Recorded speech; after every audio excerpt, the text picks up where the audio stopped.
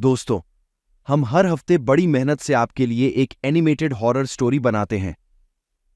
अगर आप हमारे भूत बैंक चैनल की कहानी का आनंद ले रहे हैं तो हमारे चैनल को सब्सक्राइब करें और हमारे लेटेस्ट वीडियो के नोटिफिकेशन के लिए बेल आइकन दबाना मत भूलें।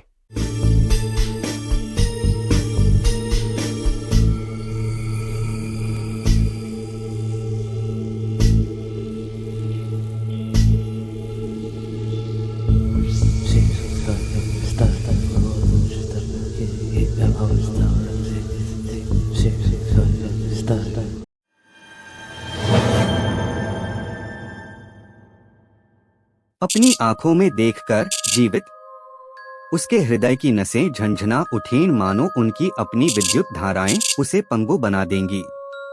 उसके अंदर दहशत की लहर दौड़ गई। वह मुड़ा, हांफता हुआ, लड़खड़ाता हुआ एक अंधी दौड़ में भाग गया। सुनसान और गूंजती टिकट घर से होते हुए स्टेशन के पीछे लंबी चांदनी सड़क पर निकल गया। सारा देहात एकदम सुनसान लग रहा था। चांद की किरणों ने उसे अपने ही वीरान उपग्रह के अकेलेपन से भर दिया। वह एक पल के लिए रुका और अपने कदमों की गूंज की तरह टिकट घर के भीतर लकड़ी के फर्श पर किसी चीज की लड़खड़ाती हुई दौड़ को सुना। फिर उसने खुद को बेशर्मी से अपने डर के सामने छोड़ दिया और एक डरे हुए जानवर की तरह पसीना बहाते हुए भूतिया चिनार की दो अंतहीन रेखाओं के बीच एक लंबी सफेद सड़क पर, जो एक दूसरे को जवाब दे रही थी, एक लंबी सीधी नहर की तरह भाग गया, जिसमें से एक में एक नहर थी। चिनार का चित्र फिर से अंतहीन रूप से प्रतिबिंबित हुआ।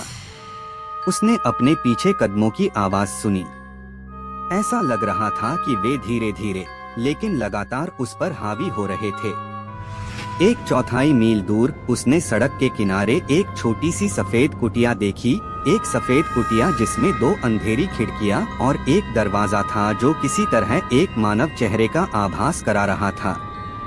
उसने मन में सोचा कि यदि वह समय पर वहां पहुंच सके तो उसे आश्रय और सुरक्षा मिल सकती है। बच निकलने में उसके कदमों की प्रतिध्वनि करते हुए उसके पतले पतले कदम अभी कुछ दूर ही थे कि वह हांफते हुए छोटे से बरामदे में घुस गया। उसने कुंडी खड़खड़ाई, दरवाजे पर जोर दिया और पाया कि वह उसके सामने बंद है। वहां कोई घंटी या खटखटाने वाला नहीं था। उसने लकड़ी को अपनी मुट्ठियों से तब तक मारा जब तक कि उसकी उंगलियां लहूलुहान न हो गईं। प्रतिक्रिया बेहद धीमी थी। आखिरकार उसने कुटिया के भीतर भारी कदमों की आवाज सुनी। वे धीरे धीरे चरमराती हुई सीढ़ी से नीचे उतरे। धीरे धीरे दरवाजा खोला गया।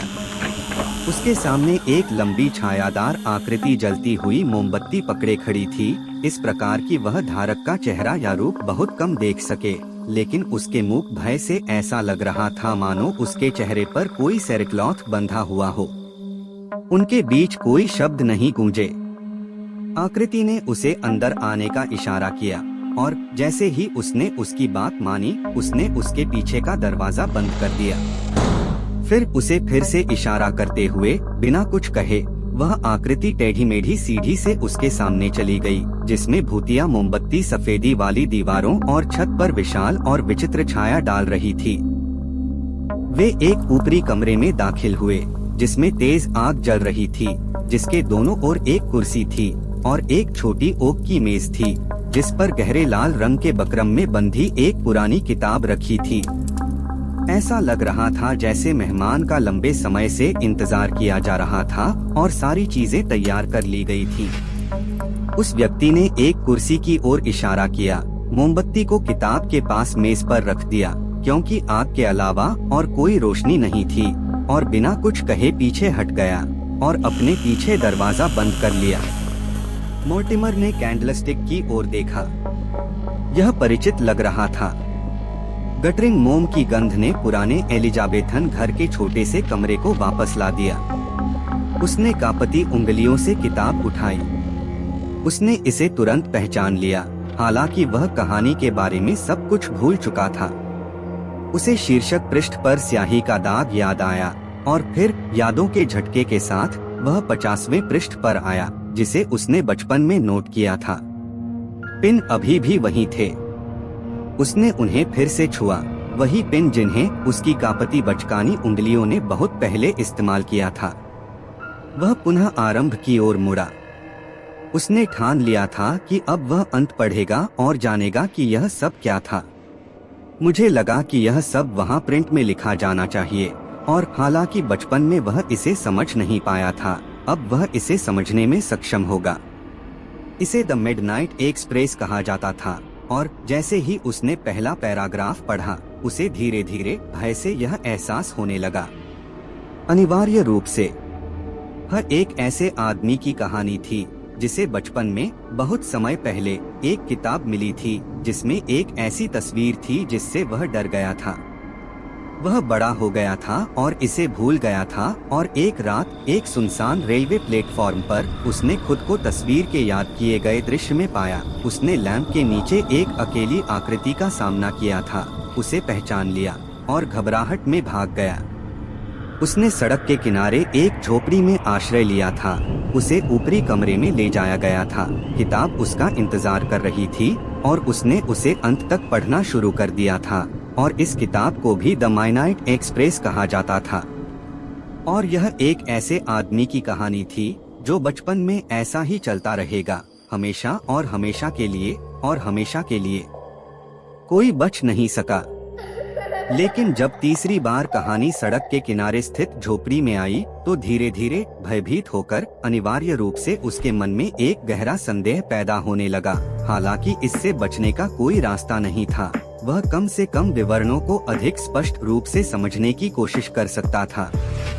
उस अजीब घेरे का, भयावह चक्र का, जिसमें वह घूम रहा था। विवरण में कुछ भी नया नहीं था।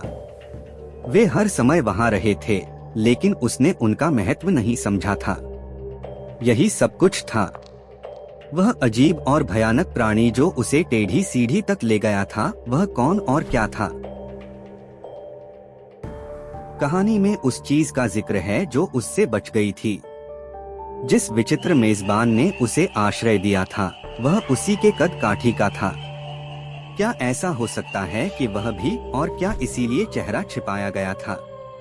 जिस क्षण उसने स्वयं से यह प्रश्न पूछा, उसी क्षण उसे बंद दरवाजे में चाबी की क्लिक सुनाई दी। अजीब मेजबान अंदर आ रहा था, पीछे से उसकी ओर बढ़ रहा था। जलती हुई मोमबत्ती की रोशनी में सफेद दीवारों पर मानव से भी बड़ी एक विचित्र छाया डाल रहा था। वही था, आग के दूसरी ओर उसके सामने बैठा हुआ था, एक भयानक लापरवाही के साथ, जैसे एक महिला घूंघट हटाने की तैयारी कर रही थी। उसने अपने चेहरे से सेरेक्लोथ को खोलने के लिए हाथ उठाया। वह जानता था कि यह किसका होगा, लेकिन क्या यह मृत होगा या जीवित? एक के अलावा कोई रास्ता नहीं था।